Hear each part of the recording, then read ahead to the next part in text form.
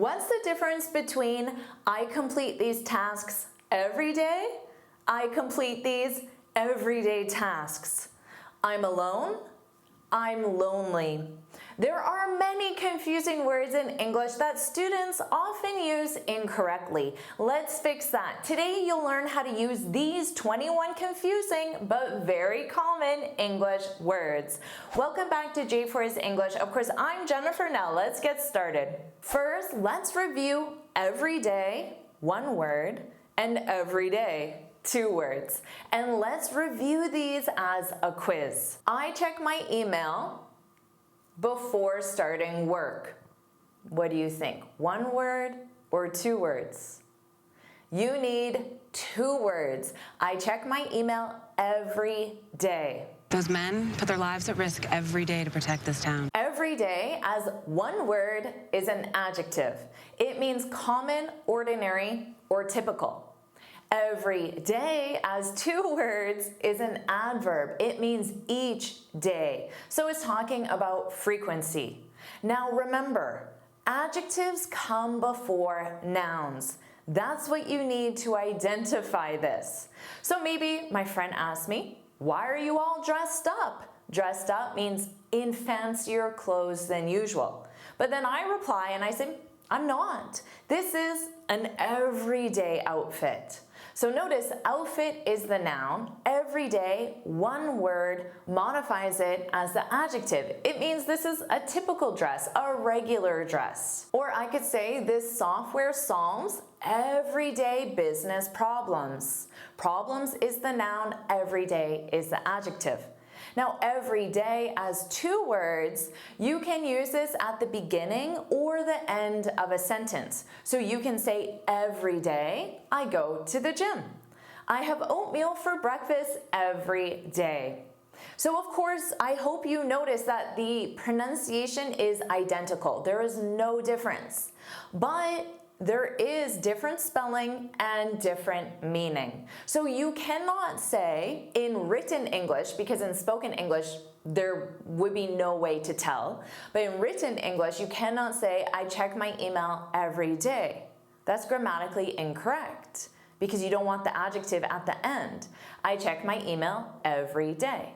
And hopefully you're thinking, Jennifer, I watch your lessons every day. Does that describe you? If it does, put that's right, put that's right in the comments. Now let's do one final quiz and you need to identify which word goes where. Even though these are just responsibilities, I still complete them. What do you think? Well, it should be easy because look at the placement. Responsibilities is your noun. So before that, you need adjective, one word, everyday responsibilities. And you complete them each day, frequently. So every day, two words. Don't worry about taking these notes. I summarize everything in a free lesson PDF. You can find the link in the description. Now let's review be and become. Here's your quiz. Over time, he more confident in client meetings. Over time, he became. You must conjugate that in the past simple. So if you said become, you got the right choice, but grammatically it's incorrect because it wasn't conjugated. Became more detached. If I say he is confident, I'm focusing on his current state. If I say he became confident, I'm focusing on a change of state. And that change is from not confident to confident. Now just know generally both are grammatically possible. So you can say you need to be more confident, you need to become more confident. Or I'm trying to be more assertive, I'm trying to become more assertive. Just remember, be now, become, change from not to. The difference is more distinct in past tense verbs, which is why the first quiz was in the past tense. She became a manager last year. This means she is still a manager now, but wasn't a manager before last year. But in the past, if you say she was a manager last year, that sounds like she is not a manager now, because was, the past simple, is a completed past action. Let's review this as a quiz. If you want to a leader, you must first accountable. Now in this sentence, because it's in the present simple, you could use either. You could say if you want to become a leader, if you want to be a leader, you must first be accountable, become accountable. But let's review this quiz. She first accountable, and then she hired as the new leader. If you conjugated your verbs correctly in the past simple, she first became accountable and then she was hired. You would never say she became hired. She was hired as the new leader. Let's review reach and get. We finally to the airport after 3 hours of traffic. What do you think? Well, your keyword is to. You must use get. We finally got to. Again, you need to conjugate your verb. We gotta get to London. So notice, it is get to with the preposition to, which means reach, which means arrive at. So if you use arrive, you need a different preposition, at. You cannot say we reached to the airport grammatically, because reach does not require a preposition. You must say we reached the airport. And you cannot say we got the airport, because with arrival, you must say we got to the airport. If you said we got the airport, I would probably think you got the airport contract or you got the deal, which means you successfully received it. But I wouldn't think you arrived. So you can say, I got the job, successfully received, so now I have to figure out how to get to work. It's 3 hours away and I don't have a car. Now technically you could say I have to figure out how to reach work. It is grammatical, but it's unnatural because we use get to for everyday arrival. Everyday arrival, one word, routine arrival. So I would ask you, what time did you get to the office? Now when we use reach, it's more goal-focused arrival. Now you can use this with any goals. We reached an agreement. But in terms of a goal-focused arrival, you might say it took us hours to reach the hotel. It sounds like more of an accomplishment, not an everyday. How about this quiz? After a lot of debate, an agreement on how to the conference. Well, because I used agreement, you can only use reach. You reach an agreement. You don't get to an agreement. You reach an agreement on how to get to the conference. Let's review have a good day and have a good time. So notice the difference is the word day or the word time. Even my most advanced students confuse these, but to a native, it results in confusion, to be honest. Here's the quiz. Thanks for meeting us today, and I hope you have a good day. Have a good day at work. So have a good day. This is a polite expression. It's used when saying goodbye. Bye, have a good day, have a good morning, afternoon. You don't have to use day. Have a good time. This means enjoy an event, activity, or experience. So this is, sometimes students just want to say bye, but they say, bye, Jennifer, have a good time. But then I'm confused because I'm thinking, have a good time, where? I didn't mention an event, activity, or experience. And that's the confusion that a native will think if you use this. They'll be thinking, well, where? Where does this person think I'm going? If the person does mention an event, activity, or experience, then you can say, bye, Jennifer, have a good time at the conference, on vacation, at the movies. You don't have to specify those. If I just said, oh, I'm going to the movies, you can say have a good time. You don't need to repeat at the movies when it's obvious.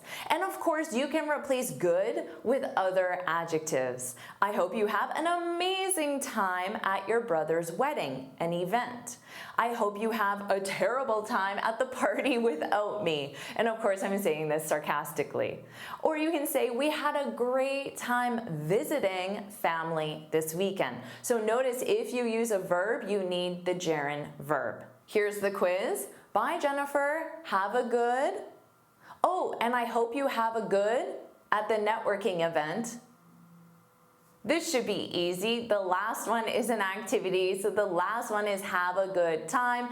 And the first one is just bye, have a good day. Let's review apply to and apply for. Does this confuse you? Here's your quiz. She decided to apply the marketing position. What do you think? She decided to apply for the marketing position. You know, thousands of people apply for this opportunity every week. We use the preposition for, apply for, when you request something. So a job, the marketing position, she wants it. A loan from the bank, or a visa to visit Canada.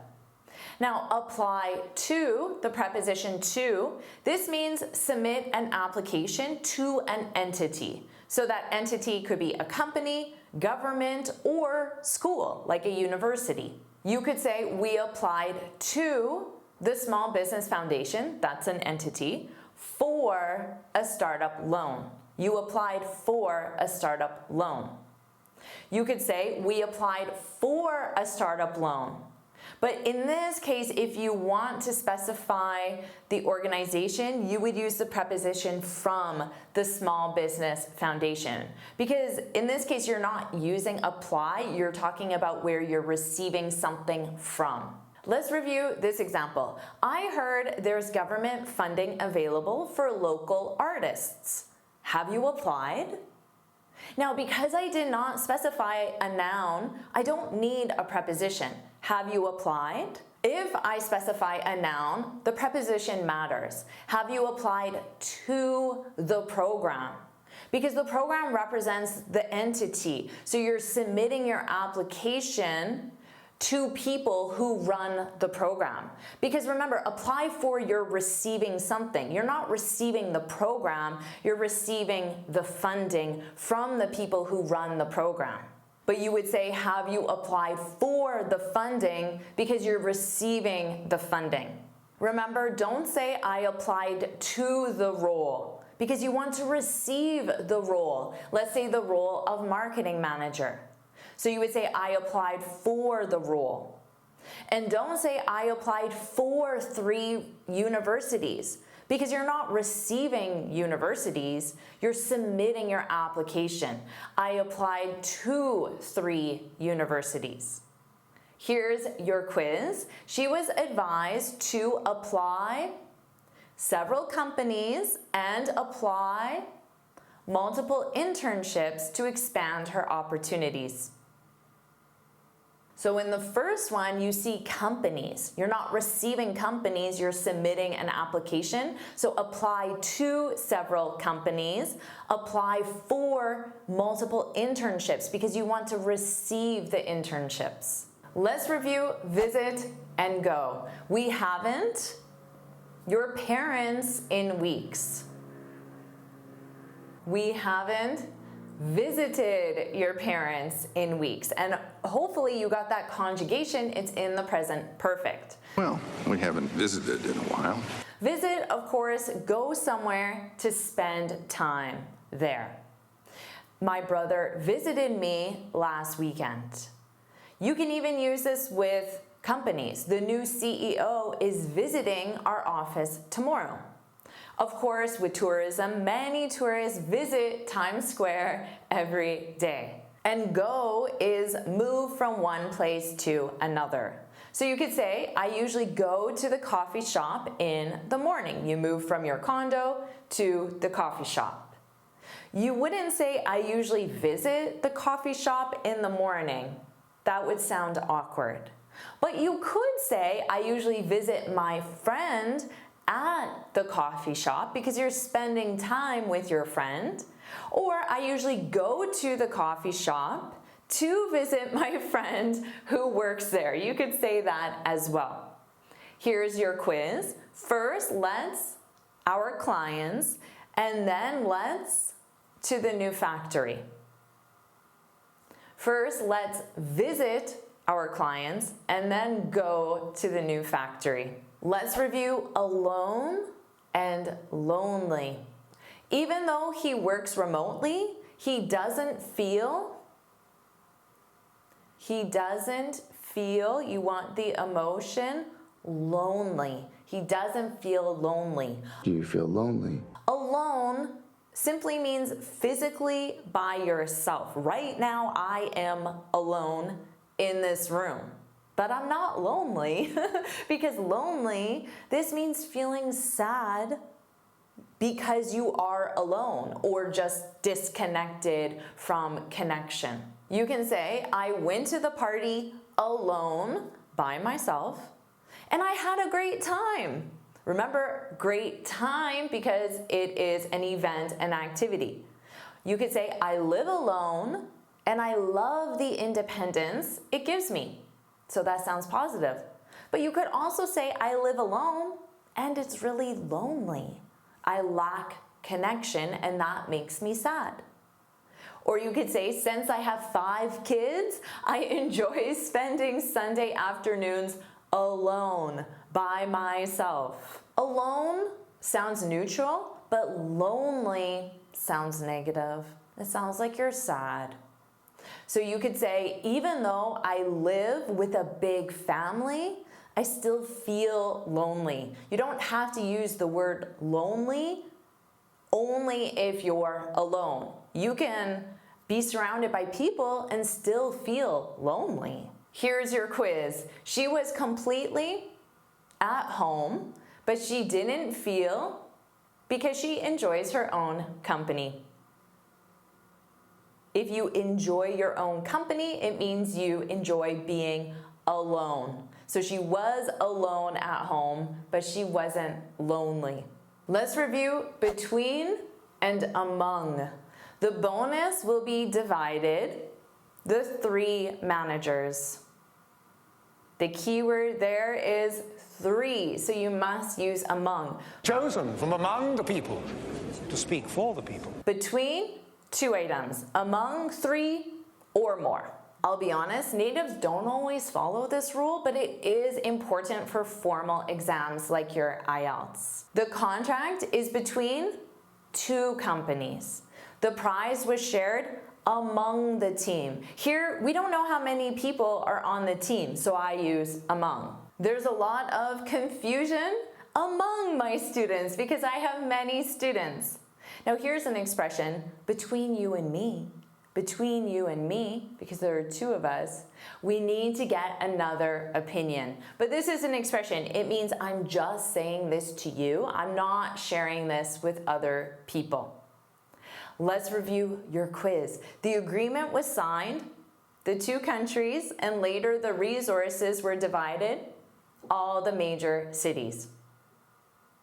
Easy, right? You instantly know the answer because I said 2 countries. Between 2 countries, among all the major cities, because there's nothing to identify that is only 2.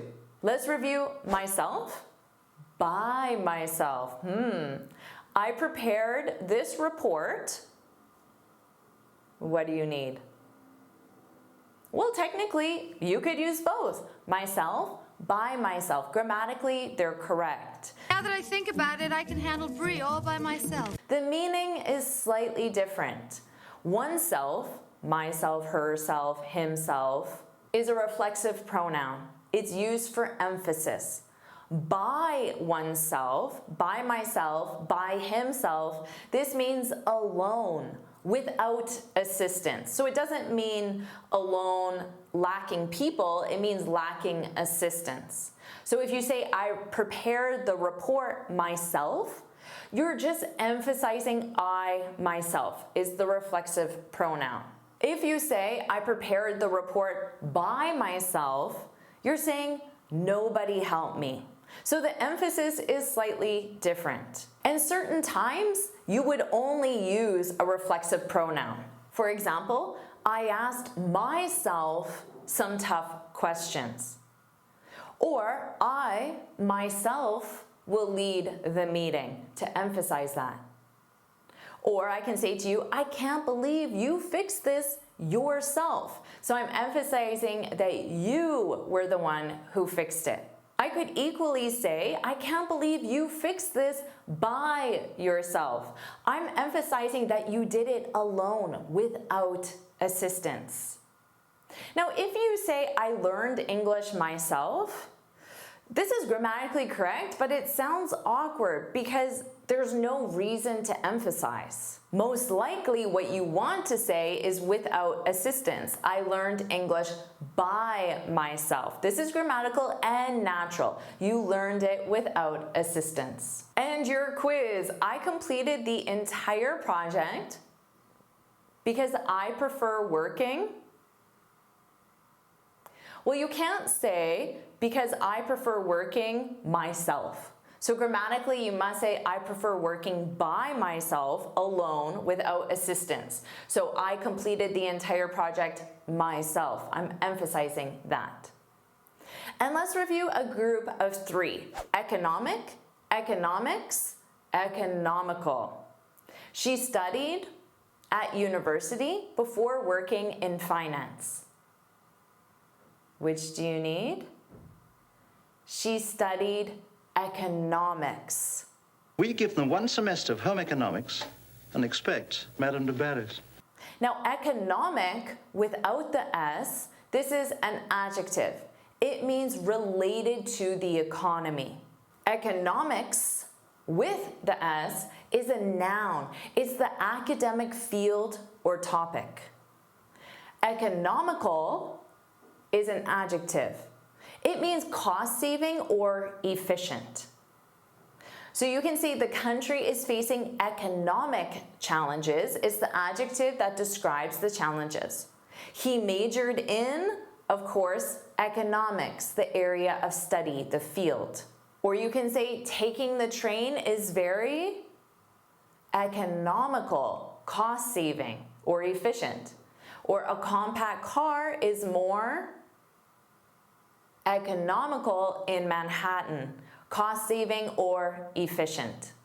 Here's your quiz, and you need to use all three. My parents are talking about and all the policy decisions the government has made to make our city more. What do you think?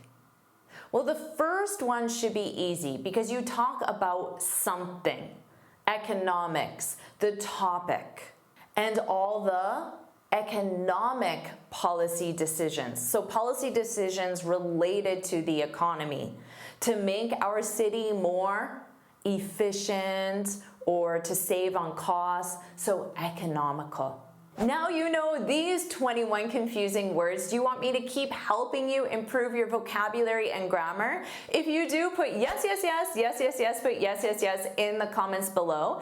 And of course, make sure you like this lesson, share it with your friends, and subscribe so you're notified every time I post a new lesson. And you can get this free speaking guide where I share 6 tips on how to speak English fluently and confidently. You can click here to download it or look for the link in the description. And here's another lesson I know you'll love. Watch it now.